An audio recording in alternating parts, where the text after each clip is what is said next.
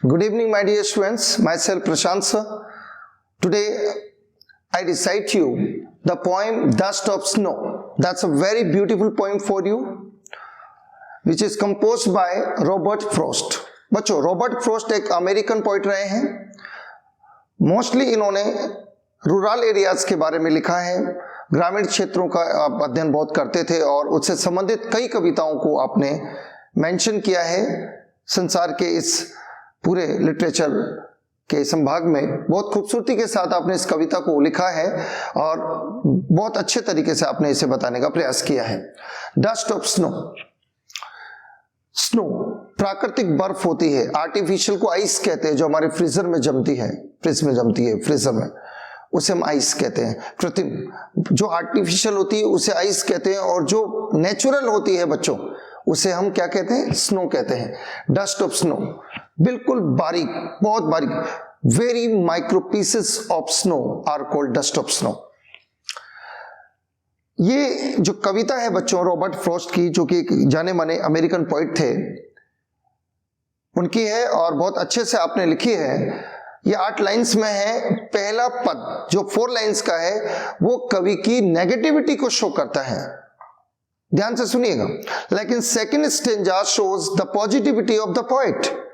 हुआ यूं कि एक पेड़ है, हेमलॉक ट्री है, उस हेमलॉक ट्री के ऊपर छोटे छोटे डस्ट ऑफ स्नोज यानी very micro pieces of snow वहां पर आर स्केटरिंग देयर, बहुत सारे वहां पर बिखरे हुए हैं, चिपके हुए हैं, उसकी ब्रांचेस से चिपके हुए हैं, उसके स्टेम से, उसके तने से, उसके लीव्स पत्तियों से, सबसे चिपके हुए हैं. वहीं पर आकर एक कौवा बैठ जाता है, क्रो आकर वह बैठ जाता है और उसके ऊपर भी डस्ट ऑफ स्नो के कुछ टुकड़े हैं. और वो उसी पल स्थिति ये होती है कि आप पेड़ के नीचे खड़े हैं, बहुत ही ज्यादा उदास होकर, दुखी होकर, क्योंकि at that time you are very lazy, at that time you are very unconscious person. Unconscious का मतलब यहाँ कोई बेहोश नहीं है, बल्कि जो अपने कर्म को न करके बिल्कुल लेजीनेस के साथ वहां खड़ा हुआ है. पेड़ के नीचे आप खड़े हुए हैं और तभी वो कौवा अपने आप को फड़फड़ाता है, अपने पंखों को फड़फड़ाता है. इसी बीच उसके पंखों से, वो पंखों से बर्फ के कणों को दूर करता है और वो बर्फ के कण उसके ऊपर से और जिस डाली पर है वहां से गिरकर, छूटकर वो ठीक किसके ऊपर गिरते हैं? वो गिरते हैं रॉबर्ट फ्रॉस्ट के ऊपर, खुद पोइट के ऊपर गिरते हैं. और जैसे ही वो गिरते हैं उसको पॉजिटिविटी का संचार होता है. और यानी ये कहीं ना कहीं ये कविता इस बात का द्योतक है, इस बात का संदेश देती है कि एक छोटा सा किया हुआ कार्य भी आपके जीवन को मोटिवेट ही नहीं करता, बल्कि आपके करियर को डेवलप करने के लिए बेहतर से बेहतर परिणाम लाने का प्रयास करता है. ठीक है, अब हम इसको बहुत ही शॉर्ट तरीके से पढ़ेंगे. The way a crow shook down on me the dust of snow from a hemlock tree. जिस तरीके से कौवा बैठा हुआ है और शुक डाउन, शेक की सेकंड फॉर्म होती है शुक डाउन, वो बैठा हुआ है, वो चलाता है, वो उस डाली को, उस ब्रांच को हिलाता है. शुक डाउन, हिलाने का प्रयास करता है. जिस डाली पर बैठा है वहां पर अपने आप को फड़फड़ाता है और पैरों से हिलाने का प्रयास करता है उस डाली को, उस ब्रांच को, पतली सी ब्रांच को, जो कि वो एक हेमलॉक ट्री पर है, धतूरे का पेड़. This is type of A poisonous tree. The dust of snow from a hemlock tree. ऊपर बैठा है कौवा और वो अपने पंखों को फड़फड़ाता है और डाली हिल जाती है तो उसके ऊपर और डाली के ऊपर जो चिपके हुए कण हैं वो उनको हिलाने का प्रयास करता है, अपने आप को फड़फड़ाने का प्रयास करता है. कहां से? उस धतूरे के पेड़ से, इस पॉइजनस ट्री से, टॉक्सिक ट्री से. This stanza shows negativity. और ये स्टेंजा पॉजिटिविटी को बताता है. आप कैसे? मैं अभी आपको समझाता हूं. Has given my heart a change of mood. ज्यों ही वो बर्फ के छोटे छोटे टुकड़े, वो बहुत सूक्ष्म, अति सूक्ष्म कण जैसे ही ऊपर से नीचे गिरते हैं और जैसे मेरे शरीर को मतलब कवि के शरीर को छूते हैं. Has given my heart a change of mood.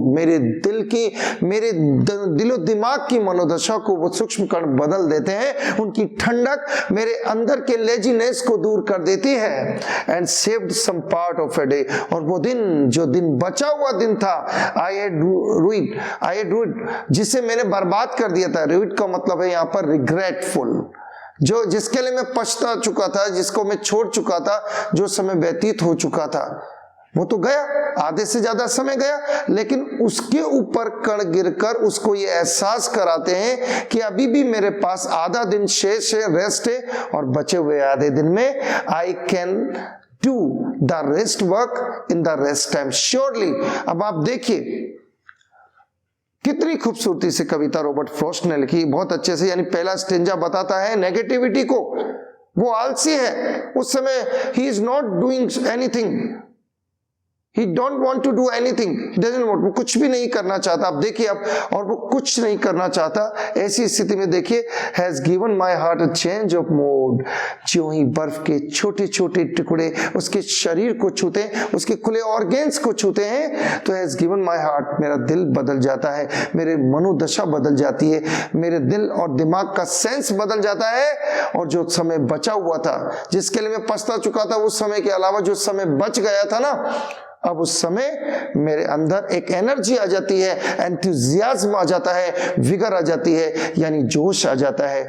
And now I am capable to do the rest work in rest time, बचे हुए समय में बचे हुए कार्य को करने की क्षमता मुझ में आ गई है। मैं समझ गया हूं कि इतना समय मैंने अपने आलस में व्यतीत किया, पर अब नहीं करूंगा। यानी ये कविता इस बात का संदेश देती है कि समय निकल गया कोई बात नहीं, लेकिन जब भी समझ आए हमें उस समय की पहचान करनी चाहिए। और कहते हैं कि टाइम नेवर कम्स बैक, समय वापस नहीं आता, तो हमें इस चीज को समझना चाहिए। द क्रो द हेमलॉक, कौवा और धतूरे का पेड़ दुख का प्रतीक है। मैंने सिंबल लिखे हैं बकायदा, आपको याद रखने हैं। द क्रो द हेमलॉक दुख का प्रतीक है, लेकिन डस्ट ऑफ स्नो यहां पर जॉय का प्रतीक है। दैट इज शेकन ऑफ, जिसको गिराया जाता है, फ्रॉम दैट ट्री, उस धतूरे के पेड़ से एक कौवे के द्वारा। यहां पर खुशी का द्योतक है, खुशी का प्रतीक है। और अगर हम इस कविता के मॉरल या कंक्लूजन पे जाएं, यानी इसका कुछ नहीं, अगर आपको ये भी याद है ना, तो you will able to get full marks. This poem teaches us, ये कविता हमें दिखाती है, सिखाती है, अ लेसन, एक सीख देती है, दैट एवरी स्मॉल एक्ट, प्रत्येक छोटा कार्य इन लाइफ, जीवन में, कैन इल्यूमिनेट, हमें रोशन कर सकता है, चमका सकता है, आर सोल, हमारी आत्मा को प्रज्वलित कर सकता है। यहां पर आप ये भी लिख सकते थे, in life can make us positive, ये भी लिख सकते हैं। एंड मोटिवेट अस, हमें प्रोत्साहन दे सकता है, दे सकता है टू डू बेटर, और बेहतर करने का। यानी ये कविता इस खूबसूरती के साथ रॉबर्ट फ्रॉस्ट ने लिखी है, एक अमेरिकन पोइट ने लिखी है, कि अगर जब वो समझ सकता है, एक कवि समझ सकता है, जबकि उसने आधा समय व्यर्थ में बेकार किया था, लेजीनेस के साथ बेकार किया था, लेकिन देखिए अब वो सूक्ष्म कण जैसे उसके खुले ऑर्गेन्स को छूते हैं, उसके अंदर पॉजिटिविटी का संचार होता है, उसके मूड बदल जाता है, और वो तैयार हो जाता है बचे हुए काम को बचे हुए समय में करने के लिए। Now his negativity converts into positivity. Thus we can say this poem is a very beautiful poem in which we find ourselves very positive personality. Okay बच्चों, और इसके नेक्स्ट पोइम हम नेक्स्ट वीडियो में आपको जरूर मिलेगी। आज के लिए इतना ही। ओके बच्चों, गुड नाइट एवरीबॉडी।